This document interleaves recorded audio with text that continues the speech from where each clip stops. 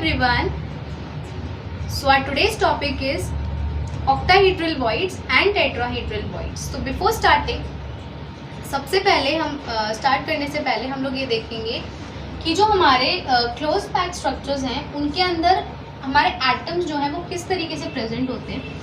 हमने previous lectures में देखा था कि जो हमारे जो स्ट्रक्चर्स हैं वो दो टाइप के होते हैं, cubic close packing and hexagonal close packing. तो अगर मैं उनमें लेट करूं कि मैं नहीं बोलती कि मेरे जो स्ट्रक्चर्स हैं उनके अंदर कोई एक particular number of atoms present है, तो और मैं उनको लेट कर देती हूँ कि वो n नंबर ऑफ एटम्स उसके अंदर प्रेजेंट हैं, तो अब मैं यहाँ से कैलकुलेट करूँगी कि मेरे जो ऑक्टाहेड्रल वॉइड्स और टेट्राहेड्रल वॉइड्स हैं वो कितने होते हैं.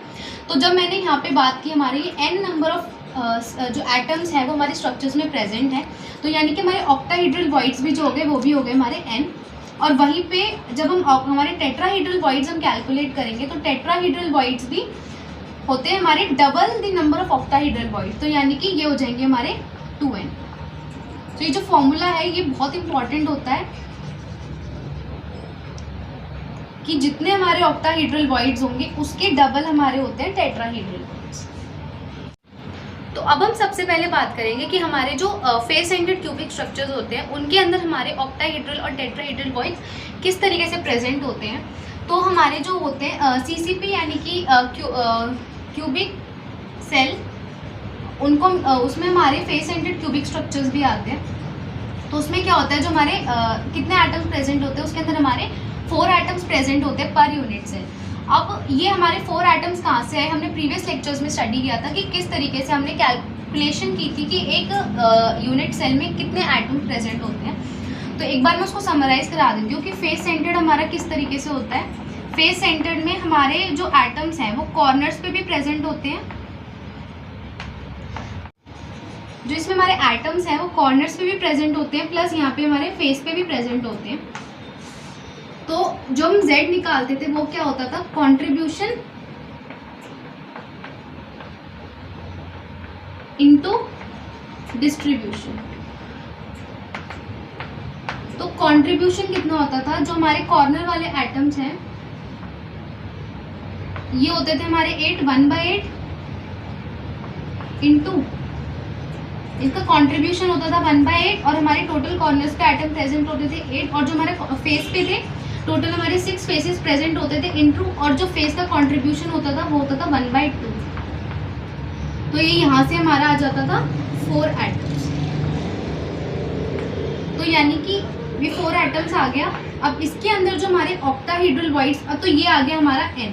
तो यानी कि हमारे जो फेस सेंटर्ड क्यूबिक स्ट्रक्चर्स होते हैं उनके अंदर हमारे जो प्रेजेंट होते हैं ऑक्टाहेड्रल वॉइड्स वो कितने होते हैं, 4. तो इसके अंदर हमारे 4 ऑक्टाहेड्रल वॉइड्स प्रेजेंट होते हैं. तो अब हम स्टडी करेंगे कि जो हमारे ऑक्टाहेड्रल वॉइड्स होते हैं उनकी पोजीशन किस तरीके से होती है हमारे यूनिट सेल्स के अंदर. तो जो ऑक्टाहेड्रल वॉइड्स हैं उसमें क्या होता है कि 1 octahedral void is present at body centre. तो हमारा इस यूनिट सेल जो होता है वो इस तरीके से होता है. तो इसमें क्या है, 1 is present at the body centre, एक तो हमारा बॉडी सेंटर में प्रेजेंट होता है, and 12 are corners and 2 at edges of the cube. और ये जो कॉर्नर्स हैं, ये जो 12 कॉर्नर्स हैं हमारे, इन पे प्रेजेंट होते हैं हमारे 12, और जो 2 हैं वो हमारे एजेस पे प्रेजेंट होते हैं. ये जो हमारे एजेस हैं इन पे प्रेजेंट होते हैं, और जो हमारे वॉइड्स हैं एजेस पे, जो हमारे वॉइड्स यहाँ पे प्रेजेंट हैं वो 4 यूनिट सेल से शेयर होते हैं. यानी कि एक यूनिट सेल ये हो गया, एक इसके ऊपर प्रेजेंट होगा, एक इसके बैक में प्रेजेंट होगा, एक इसके साइड में प्रेजेंट होगा, और एक खुद है. तो यानी कि ये 4 यूनिट सेल से शेयर होते हैं. तो एक बॉडी, तो यहाँ पे कितने हो गए, एक बॉडी सेंटर में प्रेजेंट है, प्लस 12 कॉर्नर्स पे हैं इनटू, और उसकी जो कंट्रीब्यूशन 4 से शेयर होता है, तो ये हो गया यहाँ पे 4. तो एक ये भी मेथड होता है हमारा ऑक्टाहेड्रल वॉइड्स कैलकुलेट करने का फेस सेंटर्ड क्यूबिक स्ट्रक्चर में. अब यहाँ पे जो हमारे ऑक्टाहेड्रल वॉइड्स आए हैं, n हो गए हमारे ऑक्टाहेड्रल वॉइड्स, वहीं पे अगर हमें इसके अंदर टेट्राहेड्रल वॉइड्स कैलकुलेट करने हुए तो ये होगा यहाँ पे हमारे टेट्राहेड्रल वॉइड्स कितने हो जाएंगे, 2n होता है, तो n की वैल्यू 4 है, n की वैल्यू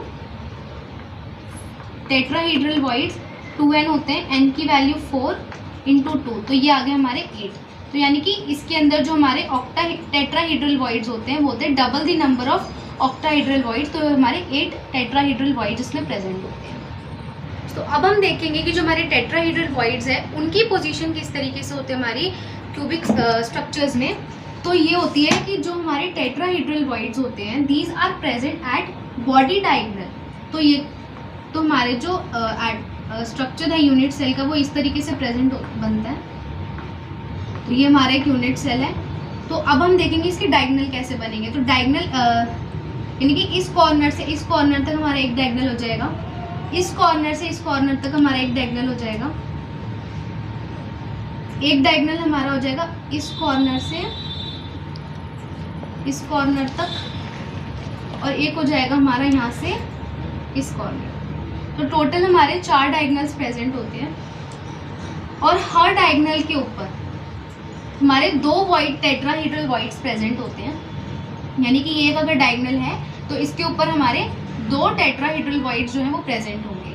तो टेट्राहेड्रल वॉइड्स जो होते हैं वो हमारे डायगोनल्स पे प्रेजेंट होते हैं, बॉडी डायगोनल पे, और जो हमारे डायगोनल होते हैं उस एक डायगोनल के ऊपर हमारे 2 टेट्राहेड्रल वॉइड्स प्रेजेंट होते हैं। और इनको कैलकुलेट करने का क्या फॉर्मूला होता है कि जितने हमारे ऑक्टाहेड्रल वॉइड्स होंगे उसके डबल होते हैं हमारे टेट्राहेड्रल वॉइड्स। यानी कि अगर हमारे n number of octahedral voids हैं तो 2n होंगे हमारे नंबर ऑफ टेट्राहेड्रल वॉइड्स, उसके डबल होंगे हमारे नंबर ऑफ टेट्राहेड्रल वॉइड्स।